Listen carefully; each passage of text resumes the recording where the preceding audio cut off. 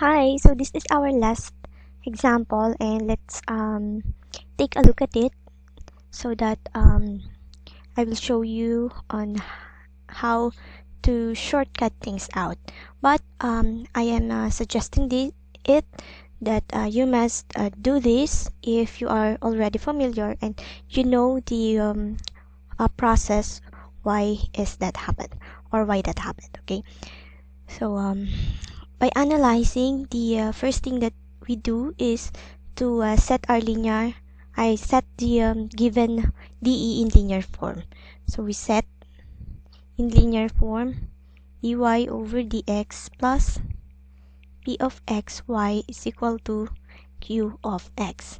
And then we get the integrating factor if e raised to px dx. And then right after that, when we multiply this integrating factor to our given equation that is in the standard form, we can get this part wherein we can now have a exact derivative of y times the integrating factor, and thus if we integrate this, we now have the y times the integrating factor. So let me write this as y multiplied by the integrating factor, and then that is equal to the q of x multiplied by our integrating factor. And our final step is to integrate that side. So all in all we have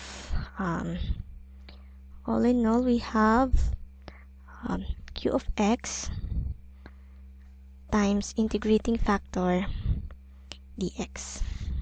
Okay, so these three main steps here is the most important steps that we must know.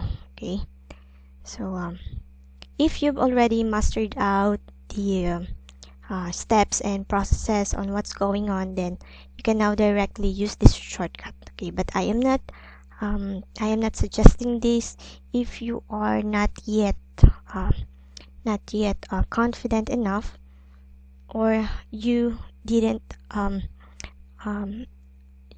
understand the main context of on how to get our general solution. Okay, so let's have an example, the same example, but let's now use these main three steps here. Okay, so dy over dx, y cotangent x is equal to 1. So we have dy over dx plus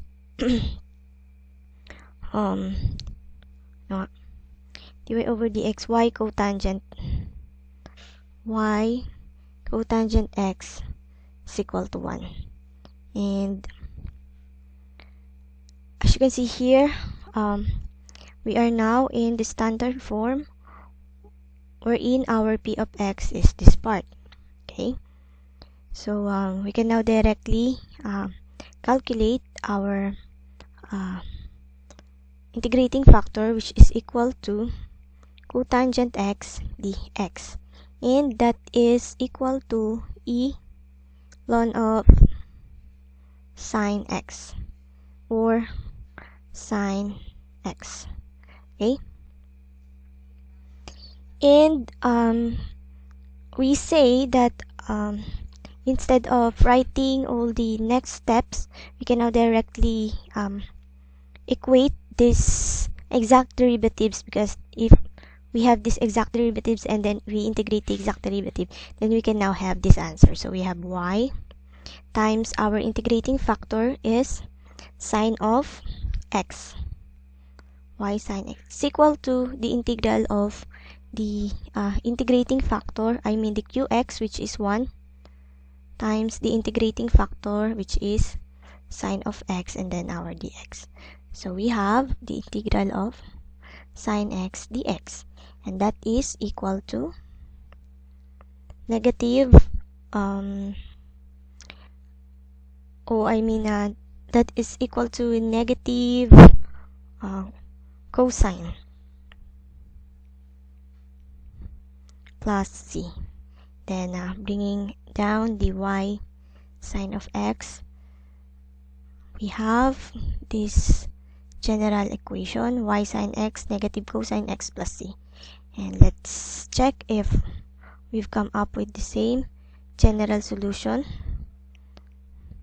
Okay, let me copy this and our answer last time. Copy.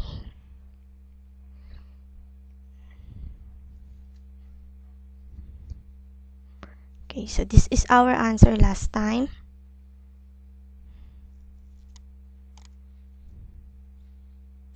Sorry.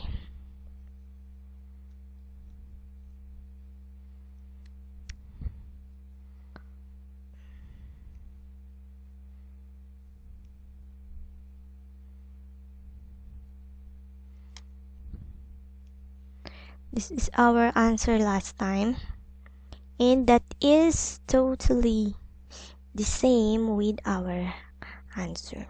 Okay, so we have y sine x, we have y sine x, negative cosine x, and plus c. Okay, so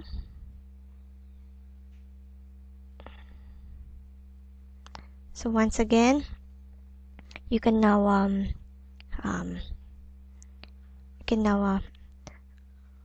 use these shortcuts by having first the standard form, and then the integrating factor, and then this general solution. Okay, so that's it. It's a very easy topic, right? And I hope you've learned something from this once again, and if you have questions or clarifications, you can just ask me. Okay, so see you on our next video, or maybe on our next topic. Okay, bye bye.